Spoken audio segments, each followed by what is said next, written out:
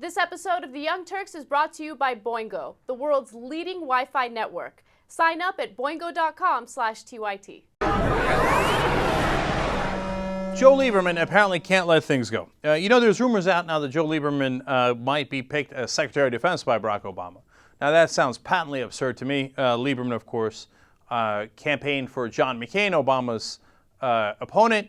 Joe Lieberman is as right-wing as anybody in the country, as any Republican in the country, far more right-wing than Republican Defense Secretary Robert Gates, who's currently the Defense Secretary. It's absurd, hence totally possible. John McCain suggested it. Now there's some buzz around it. And would you be surprised if Obama picked him? Well, I wouldn't be surprised. So now let's find out what Joe Lieberman thinks of Iraq. He's on television. They're going to ask him, hey, was that a mistake? And he is clearly unrepentant. Let's watch. Was it worth it? And would you vote right now, again, if you had that vote over, to conduct that invasion? Well, that's an important question. It's a tough question. I think it's a fair question and the right question. And my answer is yes. My answer is yes because Saddam was threatening the stability of the entire region.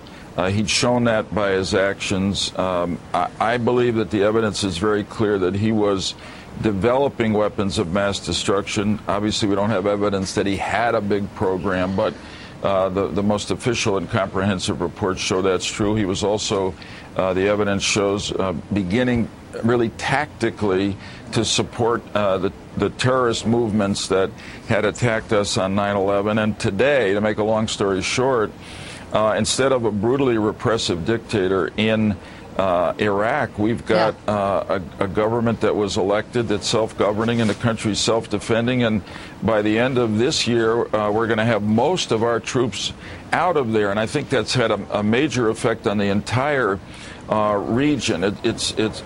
Iraq is now the most democratic country in the Arab world. So, yes, I think it was the right thing to do. Terrible costs we paid in life and treasure, but ultimately I think the right decision. Two clear, unacceptable lies in there. One, he said, we know that Saddam was developing weapons of mass destruction. Couldn't be less true. It's not just he has it incorrect, he's lying. It's false. He was not developing nuclear weapons or chemical or biological weapons. Not. Zero. None. Not true. Second of all, he said, and we know he was supporting the terrorist movement that hit us on 9/11. 1,000,000% untrue. We have published reports saying we have definitive proof that Saddam Hussein said, I do not want to be involved with Al-Qaeda. And he affirmatively rejected Al-Qaeda. He had many other problems. But to say that he was connected to the guys who hit us on 9/11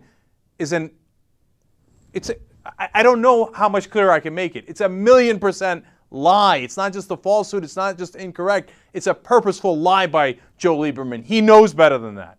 And he says, well, look, we got a democratic government, so it must have been worth it. By the way, you see what happened in Tunisia? Naturally, organically, the people of Tunisia rebelled. They got rid of their dictator. Now, I know it took a long time, but it didn't involve our invasion and our killing hundreds of thousands of Tunisians, as we did in Iraq. And and now he's bragging about how our troops are coming out. He didn't want our troops coming out of Iraq. It was against his wishes that we withdrew those troops. Lieberman is unbelievable, but it gets worse. Not only when he gets challenged on it, not only does he continue to lie, but get a load of what he says at the end. Let's watch. It is stunning to hear you say that there was evidence that Saddam Hussein was working on weapons of mass destruction, given that even President Bush himself has now accepted that there had been no evidence. So on what basis are you saying that? Yeah, I'm basing it on the so-called Dulfer report. Charles, D-U-E-L-F-E-R, conducted the most comprehensive report on behalf of our government.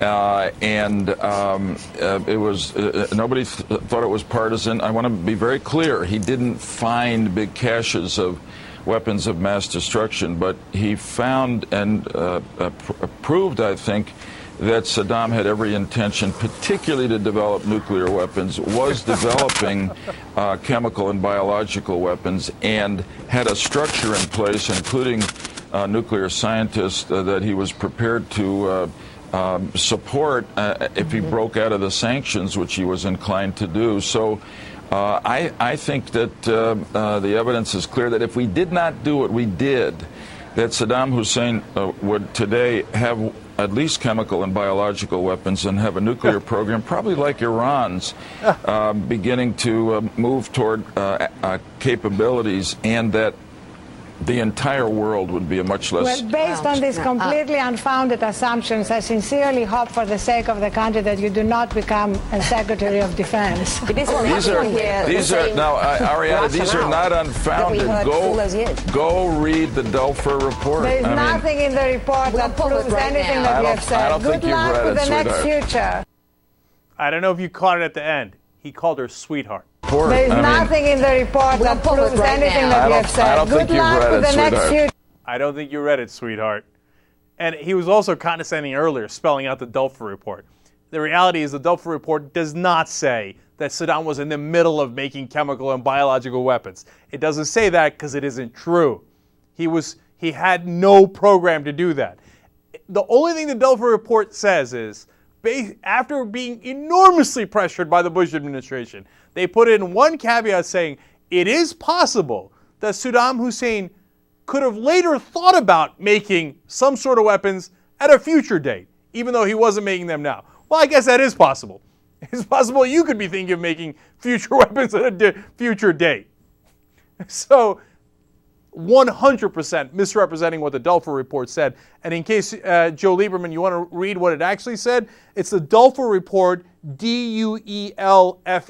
You might want to look it up, sweetheart. Boingo is the leading Wi-Fi network in the world, okay? They got 125,000 hotspots, and they're actually an aggregator. They put all that together, and so they're the largest network of Wi-Fi spots. It's convenient. You just pay $9.95 a month and you get all of that. Right, and you get internet access wherever you are. It could be at the airport or you could be at a coffee shop. All of a sudden, all you need is Boingo. And look, I stay at hotels and I go to airports all the time, and they charge $10, $12, $15 to sign up for one day. This is $9.95 for the whole month.